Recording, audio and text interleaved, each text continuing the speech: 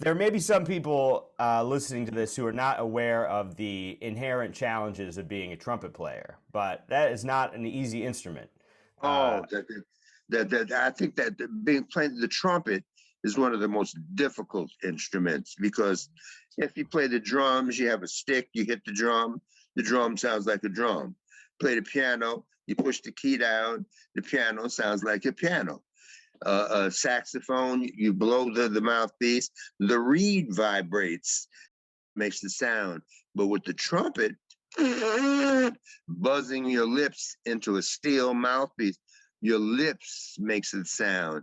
So flesh against steel, which is going to give the quicker. Of course, the flesh, your lips get cut, your lips hurt, and so and then plus it's just a challenging instrument over and above. The trumpet, and I would say trombone also, are the most difficult of the wind instruments to play. Sure. So it must have Yeah. taken you must have had a lot of discipline to be able to finish not only a medical degree, but at the same time also be playing trumpet on that high a level. Yes, people ask, what is another aspect of my life that's very interesting when you mention the word discipline is because at the age of 14, when I first moved to San Francisco, when my mother remarried, it was during the summer, I had no friends. So my parents took me to see the Ice Follies in San Francisco. And it's the first time I ever seen figure skating. And I was just enthralled by the sound of the blades going over the ice. And one of the stars that seemed to do these axle jumps, double axle, and the spinning, that intrigued me. And so even before I started high school, he gave lessons during that summer, and he was one of my first teachers. And I became fanatical about skating, and I became the first Black person on this planet to ever compete in figure skating championships. And I competed in the Pacific Coast Championships. But the ironic thing is that since I was the first Black person to compete in those championships, it was sort of like Jackie Robinson in basketball. I ran into so much racial prejudice. Like in San Francisco, such a liberal city, they would not let me join the figure skating club because I was Black. Wow. So again, that just made me mad. So I went out of my way. I said, well, they won't let me in the club, I'm going to be better than them. But ironically, right after my first year of college, I joined the Air Force, and I was still skating. I went and moved to Denver, Colorado, where they had a base there. And the Denver Figure Skating Club, with open arms, wanted me to represent them in their competitions. So I trained in Colorado Springs with the Olympic team, and I really became fanatic. I thought that was going to be my calling in life from age 14 to 21. I was on the ice every morning during high school, 5:30 in the morning, with just competitors, not public sessions.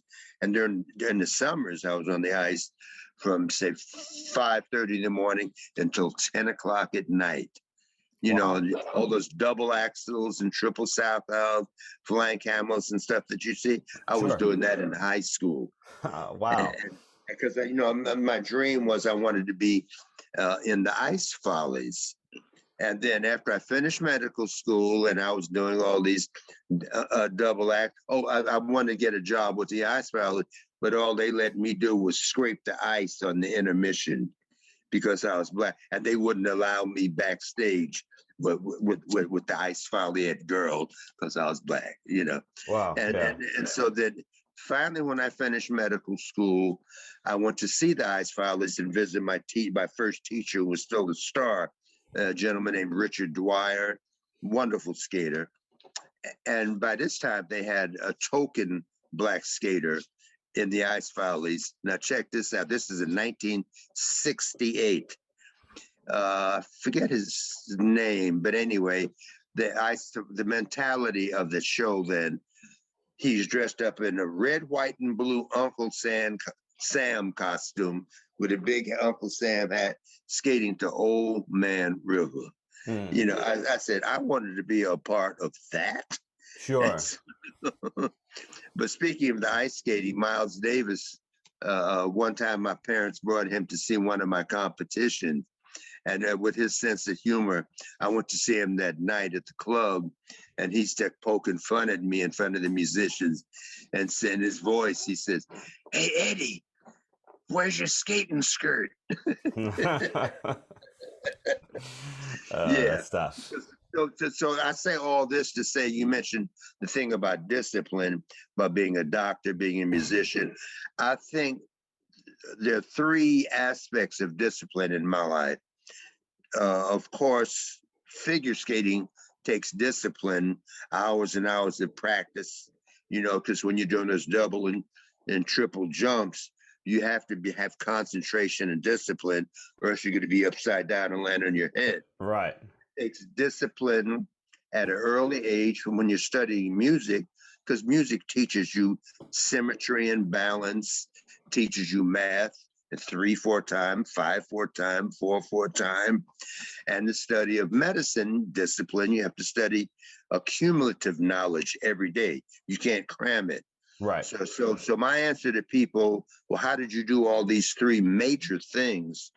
I think that when you learn discipline at an early age, it's priceless, because it's hard to learn discipline when you get older, because there's so many more life distractions interfering.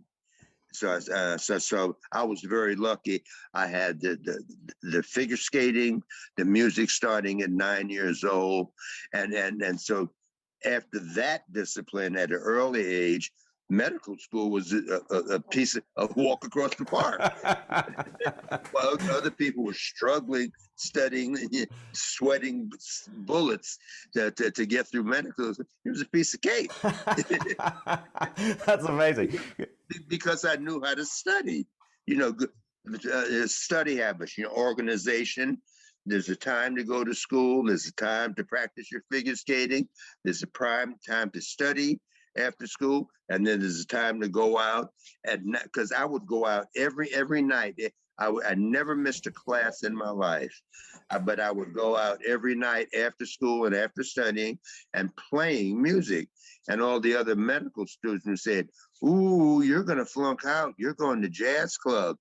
But I went to school every day. I wouldn't see these guys for 2 and 3 months. They'd be out partying. I never went to a party in college or medical school. I was so disciplined, figure skating early in the morning, always going to class, come right home from class, study, and then every night going out trying to execute, learning how to play quote unquote jazz. Sure. And so that kept my mind and my schedule busy. And these other guys who said I was going to flunk out, they flunked out. They didn't go to class. Wow, that's amazing. That's Yeah. I think that's really important, that idea that if you start off with that kind of regimented discipline, that carries on with you for the rest of your For the life. rest of your life. For the Sure. rest of your life. And Yeah. You have to start that at an early age where it becomes second nature to your being. Mhm. You just can't acquire it later, because you got to pay the rent, you got to get the car fixed, you got to go buy groceries. You know, you can't Sure. acquire discipline later.